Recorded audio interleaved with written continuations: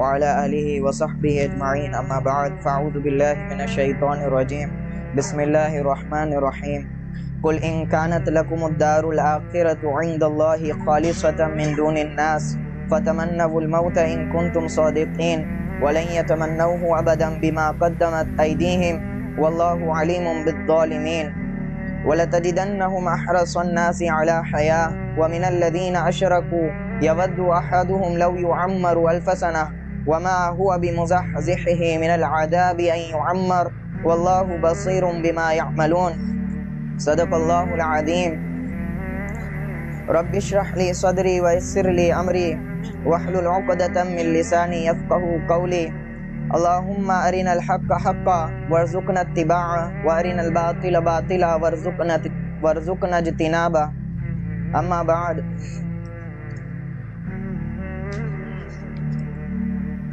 گزشتہ مجلس میں بنی اسرائیل کے ایک دعوے کی تکذیب کی گئی تھی۔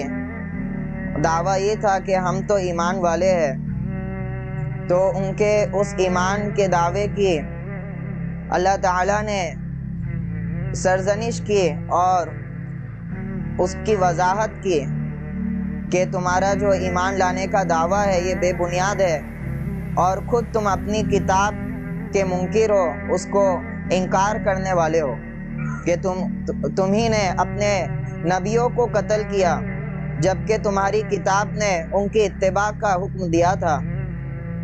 آخر میں ایک جملہ فرمایا تھا قُلْ بِئْسَ مَا يَأْمُرُكُمْ بِهِ إِيمَانُكُمْ إِن كُنتُم مُؤْمِنِينَ کہ کیا ہی بری چیزیں ہیں جس کا تمہارا ایمان تمہیں حکم دے رہا ہے اگر تم ایمان والے ہو، یعنی انہی ساری چیزوں کا تمہارا ایمان تمہیں حکم دیتا ہے تمہارے زعم کے مطابق۔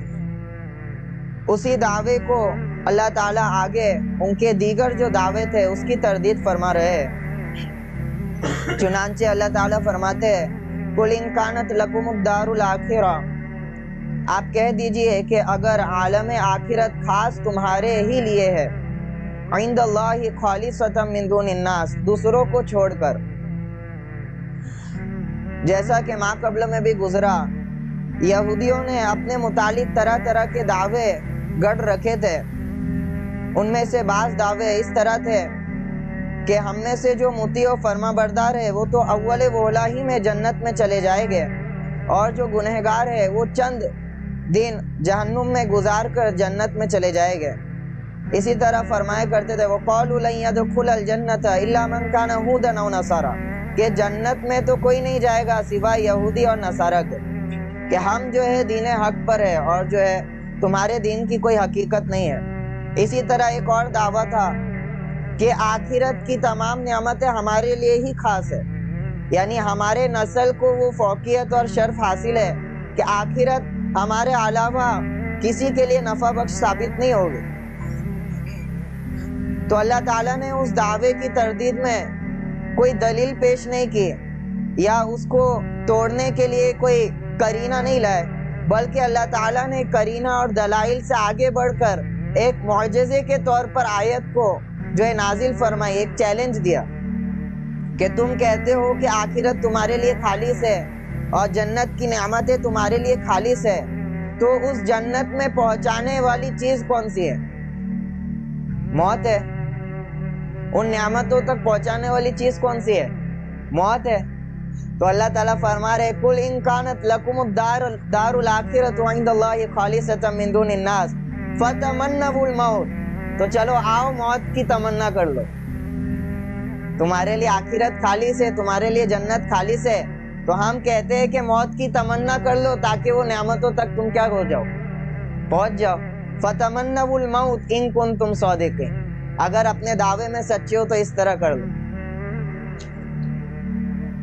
آگے اللہ تعالیٰ نے جس طرح وہاں پہ پہلی سورت اوائل سورت میں فرمایا تھا کہ فاتو بسورۃ من مثلہ ان کنتم صادقین کہ اس جیسی کوئی ایک صورت لے کر آؤ اگر تم سچے ہو، فَإِن لَمْ تَفْعَلُوا وَلَن تَفْعَلُوا کہ تم نہیں کر سکے اور ہرگز نہیں کر سکو۔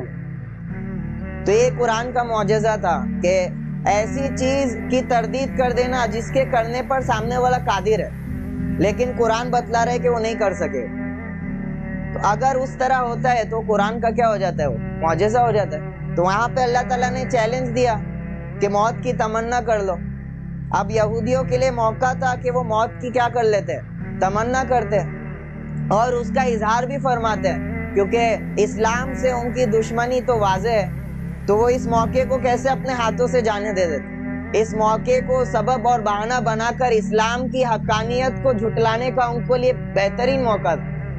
لیکن آگے اللہ تعالیٰ نے فرما دیا وَلَن يَتَمَنَّوْهُ أَبَدًا کہ ہرگز یہ موت کی تمنا نہیں کرے، ہرگز یہ موت کی تمنا بِمَا قَدَّمَتْ أَيْدِيهِمْ ان اعمال کی وجہ سے جو یہ کیے ہوئے، کہ ان کے مطابق انہیں معلوم ہے کہ یہ محمد صلی اللہ علیہ وسلم کو جھٹلا کر کفر کر چکے ہیں، اور وہ کفر کی سزا آخرت میں ہمیشہ ہمیشہ کا عذاب ہے.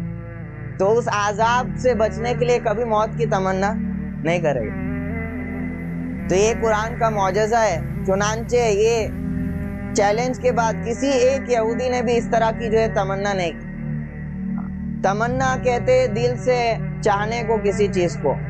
آپ کو اشکال آئے گا کہ ہو سکتا ہے کسی یہودی نے دل سے تمنا کی ہوگی. تو اللہ تعالیٰ نے جو نفی کی ہے وہ اقرار کی نفی نہیں کی ہے، دل کی تمنا کی نفی کی. وَلَن يَتَمَنَّ دل سے بھی کسی نے تمنا نہیں کر سکے. اور آپ کہو گے کہ کسی نے تمنا کی ہوگی، اس نے ظاہر نہ کیا ہوگا. اس کا جواب میں دے چکا کہ ان کے لیے تو بہترین موقع تھا اسلام کو جھٹلانے کا، تو اس کو ہاتھ سے کیوں جانے دیتے؟ یا اسی طرح ایک اشکال اٹھے گا کہ کسی نے تمنا کی ہوگی، ہم تک اس کی بات پہنچی نہ ہوگی. تو یاد رہے کہ ہر زمانے میں قرآن کے مخالفین موافقین سے زیادہ رہے. قرآن کو جھٹلانے کی کوشش کرنے والے اس کو ماننے والے سے ہر زمانے میں زیادہ رہے. ایسا ہو نہیں سکتا کہ کسی نے اس طرح کی تمنا کی اور اس کا چرچا مشرکین نے نہ اٹھایا ہو. تو کسی ایک نے بھی اس طرح کی تمنا نہیں کی. اسی طرح کا مضمون آگے بھی آئے گا سورہ جمعہ میں، یا ایھا الذین ھادوا ان زعمتم انکم اولیاء للہ من دون الناس فتمنوا الموت ان کنتم صادقین. تو وہاں پہ بھی اللہ تعالیٰ نے اسی طرح کا جو ہے تہدید کی. تو یہ جو چیلنج تھا، اور کسی یہودی نے جو اس کی جرات نہیں کی کہ وہ تمنا کر سکے. ابن کثیر وغیرہ رحمت اللہ علیہ نے تفسیر ابن کثیر میں لکھا ہے کہ مباہلہ تھا. یہاں پہ تو صرف موت کی تمنا کا ذکر ہے، وہ اس کو مباہلہ پر محمول کرتے. مباہلہ کا کسے کہتے ہیں؟ مباہلہ کہتے ہیں کہ دلائل کو چھوڑ کر اس طرح کے معجزانے کیا کرنا، دعوے کرنا. یعنی تم بھی اپنے جو ہے دعوے کو لے کر آؤ، ہم بھی اپنے دعوے کو لے کر آئیں گے، اور ہم دونوں مل کر جو ہم میں سے جھوٹا ہے اس پر لعنت کیا کرے گے، بھیجے گے. تو وہ بھی لعنت بھیجے گے، ہم بھی لعنت بھیجے گے. جو جھوٹا ہوگا وہ کیا ہوگا، ہلاک ہو جائے گا. اسی طرح نجار کے جب نصرانی آئے تھے، اب آگے تیسرے پارے میں وہ آیت آئے گی، تو ان نصارہ کے ساتھ بھی آپ صلی اللہ علیہ وسلم نے مباہلے کی دعوت. ندعو ابناءنا وابناءکم ونساءنا ونساءکم وانفسنا وانفسکم. آپ اپنے بیوی بچوں کو لاؤ، ہم اپنے بیوی بچوں کو لے کر آئے. فنبتہل پھر ہم مباہلہ کریں گے. ثم نجعل لعنت اللہ علی الکاذب اور جو ہے جھوٹوں پر کیا بھیجے گے، لعنت ہو. تو نصرانیوں کے جو اہل علم تھے انہوں نے کہا کہ ہرگز تم مباہلہ نہ کرنا، ورنہ اپنے اہل و عیال کے پاس پہنچ کر کسی چیز کو زندہ نہیں پاؤ. تو کسی نے مباہلہ نہیں کیا اس وقت بھی. تو مباہلہ پر محمول کیجئے یا اسی دعوے پر محمول کر دیجئے. البتہ خلاصہ یہ کہ کسی نے جرات نہیں کی. تو ان کا جو دعویٰ تھا کہ آخرت تو ہمارے لیے ہی ہے اور کسی کے لیے نہیں، اور آخرت میں پہنچانے والی چیز کون سی ہے، موت ہے. موت کی تمنا کر لو. یہ موت کی تمنا کیا کرتا ہے؟ اللہ تعالیٰ آگے فرما رہے وَلَتَجِدَنَّهُمْ أَحْرَصَ النَّاسِ عَلَىٰ حَيَاةٍ. موت کی تمنا تو دور کی بات، آپ ان کو پاؤ گے کہ لوگوں میں سے سب سے زیادہ زندگی پانے کے لیے حریص لوگ، زندگی کو محبوب چاہنے والے لوگ، زندگی سے اشد درجے کی کیا ان کو محبت ہے. موت کی تمنا کرنا تو کیا دور کی بات، کیونکہ معلوم ہے ہم نے کیا کارکردگی کی ہے، موت کے بعد ہمارا کیا انجام ہو، کس طرح دنیا ہی میں زیادہ سے زیادہ کیا کر لیں، فائدہ اٹھا لیں. وَمِنَ الَّذِينَ أَشْرَكُوا بلکہ لوگوں میں سے کیا شرک کرنے والوں سے بھی زیادہ حریص ہے زندگی. مشرکوں کا تذکرہ اس لیے کیا کیونکہ مشرکین مکہ ان کے نزدیک تو قیامت کا تصور ہی نہیں تھا. ان کے لیے تو یہی دنیاوی زندگی کیا تھی، آخری زندگی تھی. یہاں پہ جو ہے نفع اٹھا لیے اور یہاں پہ جو مزے لے لیے. تو ان کا زندگی کی تمنا کرنا سمجھ میں آتا ہے کہ ان کو تو آخرت کا یقین ہی نہیں ہے، تو ان سے بھی زیادہ یہ کیا ہے، زندگی کے حریص ہے۔ وَمِنَ الَّذِينَ أَشْرَكُوا يَوَدُّ أَحَدُهُمْ لَوْ يُعَمَّرُ أَلْفَ سَنَةٍ، ان میں سے ہر ایک کی تمنا ہے کہ اس کو 1000 برس کی عمر مل جائے۔ کتنے کی عمر مل جائے؟ 1000۔ ہاں، آپ دیکھیے ان خیانت کرنے والوں کی طبیعت میں زندگی کی جو محبت ہے اس کا ہی اثر ہے کہ جتنے بھی انسانی زندگی کو دراز کرنے کے جتنے بھی جو ہے وہ ریسرچ وغیرہ ہو رہی ہے اور جتنی بھی وہ ساری چیزیں ہو رہی ہے تحقیق کے میدان میں، اس میں آگے بڑھ کر جو حصہ لینے والے ہیں وہ یہی یہودی ہے۔ جتنے بھی ڈاکٹر ہے اور جتنے بھی وہ سائنٹسٹ ہے اس میں جو فہرست اول میں جو کھڑے ہیں وہ یہی یہودی لوگ، اسی کا اثر ہے۔ تو چاہتے ہیں کہ 1000 سال کی زندگی انہیں مل جائے، لیکن ہوگا کیا؟ 1000 سال کی زندگی اگر انہیں مل بھی گئی تو آیا ان کو وہ زندگی عذاب سے بچا لے گی؟ ہرگز ایسا نہیں ہونے والا۔ وَمَا هُوَ بِمُزَحْزِحِهِ مِنَ الْعَذَابِ أَن يُعَمَّرَ، حالانکہ اگر اتنی عمر وہ پا بھی جائے تو یہ امر اسے عذاب سے تو نہیں بچا سکتا۔ 1000 سال کی زندگی بھی مل جائے تو موت کو تو جھٹلا نہیں سکتے، موت ایک نہ ایک دن آئے گی اور ان کو ان کی خیانتوں کی کیا ملے گی؟ سزا ملے گی۔ واللہ بصیر بما یعملون، اور جو کچھ وہ کر رہے ہیں اللہ اسے خوب دیکھ رہا ہے، سمجھ رہا ہے اور جان رہا ہے۔ حسن بصری رحمت اللہ علیہ کا ایک قول ہے، وہ فرماتے ہیں منافق کو حیات دنیاوی کی حرص کافروں سے بھی زیادہ ہوتی ہے۔ جو منافق قسم کے لوگ ہوتے ہیں حق کو سمجھنے کے بعد بھی اس میں کیا کرتے ہیں؟ خیانت کرتے ہیں، ان کے اندر دنیاوی زندگی کی حرص کافروں سے بھی زیادہ ہو جاتی ہے۔ وہ اپنے عیش اور آسائش میں تھوڑا سا بھی کمپرومائز برداشت نہیں کرتے، کیونکہ اسی کی وجہ سے تو حق کو جھٹلا چکے ہو، تو اس سے بڑھ کر ان کے لیے کوئی نزدیک کوئی چیز نہیں ہوتی ہے، ایک دم مٹیریلسٹک ہو چکے ہوتے، مادی لوگ ہو چکے، کسی کو بھی اپنی منفعت کے لیے استعمال کر چکے۔ آگے اللہ تعالیٰ فرما رہے قُلْ مَنْ كَانَ عَدُوًّا لِجِبْرِيلَ فَإِنَّهُ نَزَّلَهُ عَلَى قَلْبِكَ بِإِذْنِ اللَّهِ مُصَدِّقًا لِمَا بَيْنَ يَدَيْهِ وَهُدًى وَبُشْرًى لِلْمُؤْمِنِينَ۔ ایک اور ان کی بری کارکردگی کی طرف اشارہ ہے۔ پس منظر آیت کا کیا ہے؟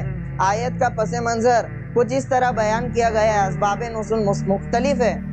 چنانچہ یہود یہ بات متفق ہے کہ یہود جبرائیل علیہ السلام کو اپنا دشمن سمجھتے تھے اور ان کو عذاب کا فرشتہ سمجھتے تھے کہ یہ جبرائیل علیہ السلام جو فرشتے ہمارے آباء و اجداد پر انہی نے جو ہے طرح طرح کے احکام شاقہ مشکل احکام لے کر آئے، اور عذاب جو بھیجا گیا تھا انہی کی طرف سے بھیجا گیا۔ یہ طرح کا تصور جبرائیل علیہ السلام کے متعلق تھا، جو موجودہ تورات میں بھی اس کا ذکر ملے گا، تورات میں آج بھی موجود ہے۔ اور میکائیل علیہ السلام کو وہ جو ہے رحمت کا فرشتہ گردانتے تھے کہ وہ جو ہے بارش والے فرشتے، رزق والے فرشتے، وہ ہمارے دوست ہیں، اس طرح کا ان کا تصور تھا۔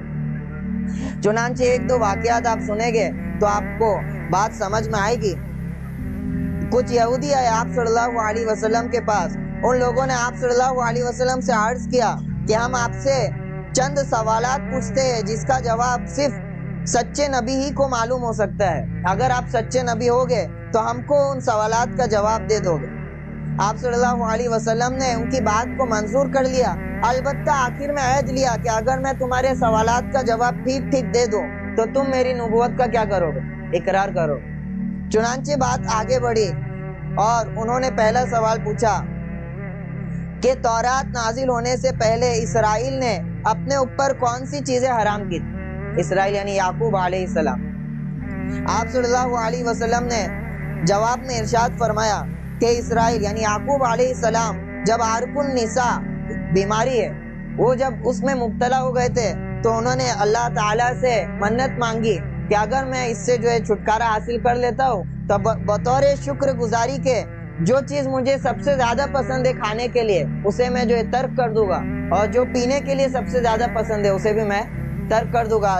چنانچہ ان کو شفا ہو گئی اور انہوں نے اونٹ کا گوشت اور اونٹنی کے دودھ کو اپنے اوپر حرام کر دیا۔ تو آپ سے ہم نے فرمایا کہ تمہیں موسیٰ علیہ السلام پر تورات نازل کرنے والے رب کا واسطہ بتاؤ کہ میں سچ کہہ رہا ہوں کہ نہیں کہہ رہا۔ تو انہوں نے اقرار کیا، جی آپ نے سچ کہا۔ آگے انہوں نے دوسرا سوال پوچھا، عورت و مرد کے پانی کی کیفیت کیسی ہے اور لڑکا لڑکی پیدا ہونے کی علت کیا ہے، وجہ کیا ہے؟ تو آپ صلی اللہ علیہ وسلم نے اس کا جواب دیا کہ آدمی کا جو پانی ہوتا ہے، نطفہ ہوتا ہے، وہ گاڑھا اور سفید ہوتا ہے، بالمقابل عورت کے کہ وہ پتلا اور زردی مائل ہوتا ہے، اور لڑکا لڑکی پیدا ہونے کی جو کیفیت ہے وہ یوں ہے کہ جب آدمی کا پانی غالب ہو جاتا ہے تو کیا ہو جاتا ہے؟ اللہ کے حکم سے لڑکا ہو جاتا ہے، اور جب عورت کا پانی غالب ہو جاتا ہے تو کیا ہو جاتا ہے؟ لڑکی پیدا ہو جاتی ہے۔ جو میڈیکل پڑھتے ہیں، میڈیکل سائنس، ان کو معلوم ہے ڈومیننٹ جو ہو جاتا ہے کروموزومز، تو اس طرح کا دیکھو یہ 1400 سال پہلے یہ معجزہ ہے کہ ان حضرات نے اس کی صحیح تصویر پیش کی۔ ان کے پاس آج کی اصطلاح تو نہیں ہے لیکن ان کی زبان میں انہوں نے پیش کیا، تو یہودیوں نے اس کی بھی تصدیق کی، جی آپ نے صحیح کہا۔ آخری سوال انہوں نے پوچھا، آخری نبی امی جو ہے ان کی کوئی خاص نشانی آپ ہمیں بتلائے، اور اس کے پاس کون سا فرشتہ نازل ہوتا ہے، یہ سوال پوچھا۔ تو آپ صلی اللہ علیہ وسلم نے اس کے جواب میں فرمایا کہ آخری نبی امی کی خاص نشانی ہے کہ جب ان کی آنکھیں سوتی ہے تو ان کا دل بیدار رہتا ہے، یہ آخری نبی کی نشانی ہوگی۔ تو سارے یہودیوں نے تصدیق کی، پھر فرمایا کہ ہمارے اگلے شک کا جواب دیجئے کہ کون سا فرشتہ نازل ہوتا ہے۔ تو آپ صلی اللہ علیہ وسلم نے فرمایا کہ جبرائیل امین نازل ہوتا ہے، کہ یہی وہ فرشتے جنہوں نے تمام نبیوں کی طرف پیغامات لائے، اور میری طرف بھی پیغام لانے والے فرستادہ خدا کے وہ جبرائیل امین۔ اس پر یہودی جو ہے بفر اٹھے اور کہنے لگے کہ جبرائیل تو ہمارا دشمن ہے، جبرائیل تو کیا ہے ہمارا، اگر میکائیل رہتا تو ہم آپ کی تصدیق کر دیتے۔ تو اس پر جو ہے آیت نازل ہوئی، ایک شان نزول یہ بیان کیا جاتا ہے۔ اسی طرح عبداللہ بن سلام کے بارے میں ان کے اسلام کا قصہ مشہور ہے۔ عبداللہ بن سلام کون ہے؟ یہودی ہے، یعنی اسلام لانے سے پہلے یہودی مذہب کے سچے جو ہے ماننے والے تھے اور پیروی اور متبعی تھے۔ آپ صلی اللہ علیہ وسلم کی نبوت کا اعلان ہوتا ہے، وہ باغیچے میں تھے، فوراً حضور کے پاس آتے ہیں اور حضور سے کہتے ہیں کہ میں چند سوالات آپ سے پوچھتا ہوں کہ آپ ان کا جواب دیجئے، تب تو میں آپ کی نبوت کا اقرار کر لوں گا۔ تو چنانچہ سوال پوچھتے ہیں کہ آپ بتائیے کہ قرب قیامت میں کون سی نشانی ہونے والی ہے جو لوگوں کو قیامت سے قریب کر دے گی۔ دوسرا سوال پوچھتے ہیں جنتیوں کی سب سے پہلی مہمان نوازی کس چیز سے ہوگی، کھانا کیا ہوگا۔ اسی طرح تیسرا سوال پوچھتے ہیں یعنی وہی عورت اور مرد یعنی بچے اور بچی پیدا ہونے کی علت کیا ہے۔ تو آپ صلی اللہ علیہ وسلم فرماتے ابھی جبرائیل علیہ السلام مجھے ان تینوں سوالات کے جوابات جو ہے ارشاد فرما چکے، تو اس کے جواب میں کہنے لگے کہ جبرائیل تو ہمارے دشمن ہے۔ تو آپ صلی اللہ علیہ وسلم نے یہ آیت نازل فرمائے اور تینوں سوالات کے جو ہے جواب دیے۔ چنانچہ فرمایا کہ قرب قیامت لوگوں کو قیامت سے قریب کرنے والی ایک آگ ہوگی جو لوگوں کو مشرق سے ہٹا کر مغرب کی طرف لے جائے گی، سب کو مغرب میں کیا کر دے گی، جمع کر دے گی۔ اسی طرح جنتیوں کی پہلی جو ڈش ہوگی وہ مچھلی کے کلیجی کا کباب، اس کے ذریعے ان کی مہمان نوازی کی جائے۔ اور تیسرا جواب وہی دیا جو یہودیوں کو دیا۔ اور چنانچہ یہ تصور تھا ان کے نزدیک کہ جبرائیل ہمارے کیا ہے، دشمن ہے۔ ابن سریہ کا نام آتا ہے کہ اس نے آپ صلی اللہ علیہ وسلم سے پوچھا تو آپ صلی اللہ علیہ وسلم نے جبرائیل کا نام لیا تو وہ بھی جو ہے بفر پڑا۔ تو اللہ تعالیٰ اس کا جواب دے رہا ہے قُلْ مَنْ كَانَ عَدُوًّا لِجِبْرِيلَ، ٹھیک ہے جبرائیل سے تمہاری دشمنی ہے، آپ کہہ دیجئے کہ جو کوئی جبرائیل کا مخالف ہے، جبریل آتا ہے یہاں پہ۔ اسی طرح عربی میں 4 لغت ہے، 4 سے زیادہ، جبریل، جبریل، جبرائیل، جبرائیل، جبرال، یہ سارے لغت میں ان کے نام آتے ہیں۔ تو ایل کا مطلب وہی ہوتا ہے بندہ، جیسے اسرائیل اللہ کا بندہ، اسرا یعقوب علیہ السلام کا نام تھا، تو جبر کا بھی معنی وہی ہے عبد، غلام کے، تو جبرائیل اللہ کے جو بندے۔ کل من کان، آپ کہہ دیجئے کہ جو کوئی جبرائیل کا مخالف ہو تو انہوں نے اس قرآن کو آپ کے قلب پر اللہ کے حکم سے اتارا ہے، فَإِنَّهُ نَزَّلَهُ عَلَىٰ قَلْبِكَ بِإِذْنِ اللَّهِ، کہ انہوں نے اللہ کے حکم سے آپ کے قلب پر کیا کیا ہے، قرآن کو اتارا ہے۔ اور یہ قرآن بھی کیسا ہے، مُصَدِّقًا لِمَا بَيْنَ يَدَيْهِ، وہ تصدیق کرنے والا ہے اس کلام کا جو اس کے قبل سے ہے، یعنی تورات اور انجیل کا۔ وَهُدًى، اور رہنمائی ہدایت والا ہے، وَبُشْرَىٰ لِلْمُؤْمِنِينَ، اور اپنے ماننے والوں کو خوشخبری سنانے والا ہے۔ تو ایک مثبت انداز سے جواب دیا گیا کہ ٹھیک ہے جبرائیل علیہ السلام سے تمہاری دشمنی ہے، تو ان کی دشمنی نے قرآن کو جھٹلانے پر کس طرح تم کو آمادہ کر لیا کہ قرآن کو تو وہ اپنی طرف سے نہیں لا رہے، وہ اللہ کی طرف سے لا رہے، اللہ کے امر کی طرف سے، اللہ کے امر کی وجہ سے لا رہے، تو اس کو جھٹلانے کا کون سا بہانہ تمہیں مل گیا؟ کیونکہ انہوں نے تو اللہ کی اجازت سے، اللہ کے حکم سے آپ کے قلب پر اس کو نازل کیا، اور اس کی شان بھی ایسا ہے کہ وہ جھٹلا تو نہیں رہے تمہارے دین کو، تمہارے دین کو منہدم کرنے نہیں آ رہا ہے، بلکہ اس کی تجدید کرنے آ رہا ہے۔ مصدقا لما بین یدیہ، تمہاری کتابوں کی تصدیق کرتا ہے کہ تمہاری کتابوں میں ایک ایسی کتاب کا وعدہ کیا گیا تھا، گویا کہ قرآن کا نازل ہونا اس وعدے کو پورا کر رہا ہے۔ وَبُشْرَى وَهُدَى، اور تمہاری رہنمائی فرما رہا ہے اور اپنے ماننے والے کو خوشخبری سنا رہا ہے۔ تو جب اس کی یہ شان ہے تو اس کو جھٹلانے کا کیا مطلب بن؟ جبرائیل علیہ السلام سے تمہاری دشمنی سمجھ میں آ رہا ہے تو خاموش ہو گئے۔ من کان، آگے جبرائیل علیہ السلام سے جو عداوت تھی اس کا بھی جواب دے دیا۔ یہ دیکھو ہمارا جو دین اسلام ہے اس میں بہت ساری کڑیاں ہے۔ کیا ہے؟ ہر کڑی دوسری کڑی سے کیا ہوتی ہے؟ جڑتی ہے۔ کسی کڑی کا بھی انکار کر دینا یا اس کا استخفاف کر دینا ہمیں اسلام سے خارج کر دے۔ اسلام اور ایمان نام ہی ہے، تصدیق کر کے جو کچھ ہم کو اس کڑی سے ملا ہے، اس کڑی سے حاصل ہوا ہے، اس کا اعتراف کر دینا کہ ہم سب کو مانتے ہیں۔ کل آمن باللہ وملائکتہ وکتبہ ورسلہ۔ تو من کان عدوا للہ، کہ جو کوئی بھی اللہ کا دشمن ہو، یعنی جبرائیل علیہ السلام کی دشمنی کو اللہ تعالیٰ بھی اپنی دشمنی کے ساتھ جوڑ رہے۔ من کان عدوا للہ وملائکتہ ورسلہ وجبریل ومیکال فإن اللہ عدو للکافرین۔ جو کوئی اللہ کا دشمن ہے، اس کے فرشتوں کا دشمن ہے، اس کے رسولوں کا دشمن ہے، اور جبرائیل اور میکائیل کا دشمن ہے، تو اللہ تعالیٰ کافروں کا دشمن ہے۔ یعنی ان میں سے کسی ایک کا بھی انکار کر دینا آدمی کو کافر بنا، کہ یہی اسلام کی جو ہے وہ خصوصیت ہے کہ آپ پورے ایمان جو ہے تمام چیزوں پہ ایمان لے آؤ، اسی طرح کتاب اللہ پر ایمان لے آؤ، لیکن کتاب اللہ کے کسی ایک حرف کا انکار کر دو تو وہ ایک حرف کا انکار سے آپ کیا بن جاؤ گے؟ کیونکہ وہ ایک حرف کا انکار کرنا اس حرف کو بھیجنے والے پر اعتماد کو ختم کرنا، آپ گویا کہ اس کے اوپر شک کر رہے ہو۔ تو جب اللہ نے تصدیق کر کر پورا دین نازل کیا ہے تو اس کے کسی جز کا انکار کرنے کی گنجائش نہیں ہے۔ پورے دین پر ایمان لانا یہ ضروری ہے۔ گویا کہ جبرائیل کو اگر نہیں مانتے ہو تو اللہ تعالیٰ کافروں کا دشمن ہے، یاد رہو۔ اس طرح اللہ تعالیٰ نے اس کو ختم کر دیا۔ آگے فرما رہے وَلَقَدْ أَنزَلْنَا إِلَيْكَ آيَاتٍ بَيِّنَاتٍ، اور بالیقین ہم نے آپ پر روشن نشانیاں اتاری ہے۔ آپ صلی اللہ علیہ وسلم پر جو ہے مخاطب ہے۔ یہ اس کا ساق و سیاق یہ بنی اسرائیل، جیسا کہ ہم ابھی ذکر کر چکے گزشتہ مجالس میں، ان کے نبیوں کو اللہ تعالیٰ طرح طرح کے معجزے دیتے تھے اور کثرت سے معجزے نازل ہوئے خلاف عادت۔ تو ایک خلاف عادت معجزے دیکھنے کی ان کی طبیعت بن چکی تھی، تو اسی طرح کے معجزے کا مطالبہ آپ صلی اللہ علیہ وسلم پر بھی کیا کرتے تھے کہ ہم کو جو ہے آپ کی نبوت کا جو اقرار نہیں ہے، آپ تو اس طرح کے معجزے ہم پر پیش نہیں کر رہے۔ تو اللہ تعالیٰ فرما رہے وَلَقَدْ أَنزَلْنَا إِلَيْكَ آيَاتٍ بَيِّنَاتٍ، ہم تو آپ پر واضح واضح نشانیاں پیش کر چکے، ایک دو تو معجزے نہیں، ہم کئی نشانیاں پیش کر چکے۔ چنانچہ بینات میں ساری چیزیں لے لو کہ موسیٰ علیہ السلام کے معجزے طرح طرح کے ہوئے، اس کے بعد بھی تم شرک میں مبتلا ہو گئے، اس کا کیا جواب؟ عیسیٰ علیہ السلام نے مردوں تک کو زندہ کر دیا، اندھوں پر ہاتھ پھراتے تھے، ان کی بینائی لوٹاتی تھی، اس کے بعد تم نے عیسیٰ کے قتل پر جو ہے قدم بڑھائے، اس کی کیا وجہ؟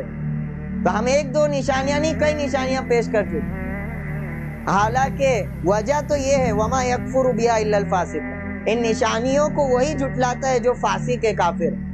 تمہاری نافرمانی کی عادت کی وجہ سے جھٹلانا تمہاری طبیعت بن چکی۔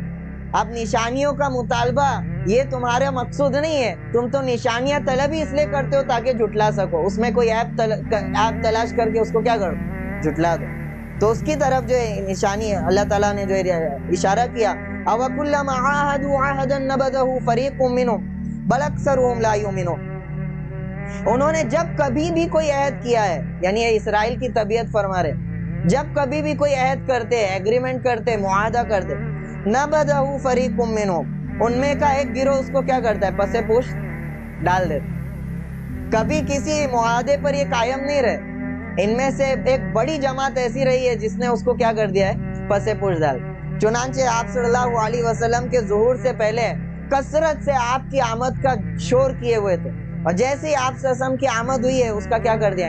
انکار کر دیا، اس عہد کو جیسا بھول ہی گئے۔ بل اکثرهم لا یؤمنون، بلکہ یہ تو ایمان بھی نہیں رکھتے۔ یعنی ان کی کتاب میں آپ صلی اللہ علیہ وسلم کے آنے کی جو ہے بشارت دی گئی ہے، اور طرح طرح کے جو ہے خبر دی گئی ہے آخری نبی کی، اور انہوں نے جب وہ آخری نبی آئے ہیں تو اس کو کیا کر دیا؟ پسے پوش ڈال دیا، گویا کہ یہ اپنی کتاب پر بھی ایمان نہیں رکھتے۔ ان کی خود کی کتاب پر ایمان لانے کا دعویٰ کیا ہے؟ جھوٹا ہے۔ بل اکثرهم لا یؤمنون، ان میں سے اکثر خود اپنی کتاب پر ایمان نہیں رکھتے۔ وَلَمَّا جَاءَهُمْ رَسُولٌ مِّنْ عِندِ اللَّهِ، اور جب ان کے پاس اللہ کا پیغمبر، اللہ کی طرف سے کوئی پیغمبر آتا ہے، مصدق لما معه، جو تصدیق کرتا ہے اس کتاب کی جو ان کے پاس موجود ہے، نبذ فریق من الذین اوتوا الکتاب، تو اہل کتاب میں سے ایک گروہ، نبذ بولتے ہیں پھینک دینے، نبذ کیا کرتا ہے؟ اس کو اپنے پسے پوش ڈال دیتا ہے، کتاب اللہ وراء ظہورہم، اللہ کی کتاب کو اپنے پسے پوش ڈال دیتا ہے، کأنہم لا یعلمون، گویا کہ وہ اس کو جانتے ہی نہیں۔ یعنی آپ صلی اللہ علیہ وسلم کی جو بشارت دی گئی تھی، وہ فرما رہے کہ آپ صلی اللہ علیہ وسلم جب آ گئے اور تصدیق کر رہے، ایسا نہیں کہ کوئی نئے دین کی جو دعوت دے رہے، تمہارے دین کی تصدیق کر رہے، تو تم میں سے ایک گروہ کیا کر رہا ہے؟ اللہ کی کتاب کو پسے پوش ڈال دے۔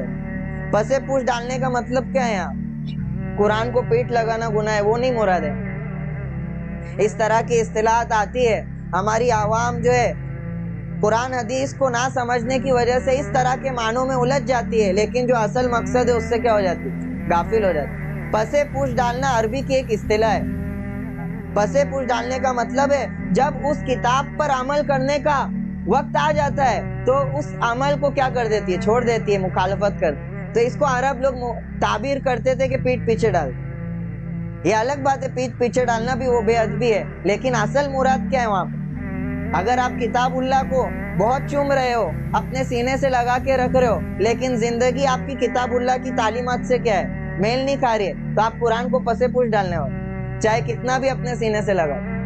اصل جو اس کی علت ہے وہ سمجھنا ہے۔ تو ان لوگوں نے کتاب اللہ سے مراد یہاں پہ قرآن نہیں ہے، تورات ہے، کیونکہ ان کی تورات میں اس کا ذکر تھا، تو گویا کہ انہوں نے اپنی کتاب کو پسے پوش ڈال دیا، آپ سے قسم کے انکار کر، کأنہم لا یعلمون، ایسا کر رہے جیسے کہ ان کو معلوم ہی نہیں، وہاں پہ کوئی بشارت ہی نہیں دی گئی۔ تو ان کی عہد شکنی تھی جو یہاں پہ ذکر ہوئی۔ اسی طرح یہ دیکھو، وحی کا انہوں نے انکار کیا۔ ہم نے شروع کیا تھا قرآن سے، قرآن کی دعوت پیش کی گئی، انہوں نے قرآن کا انکار کیا۔